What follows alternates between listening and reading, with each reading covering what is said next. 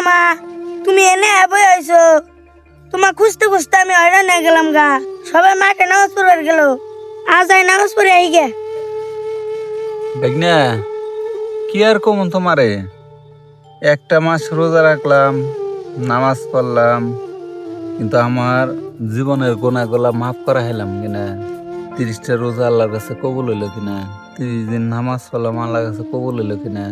এই রোজার মাস পায়ও যদি গোনা মাফ না করাইতে পারি, আগামী বছর এই রোজার মাস পাবো কিনা এটা আল্লাহ ভালো জানে। যার কারণে বেগনা এনে বসে আল্লাহর কাছে দোয়া করতেছি। যাই হোক, নাও দেখে নামাজ পড়বার নাকি ইনশাল্লাহ যাই।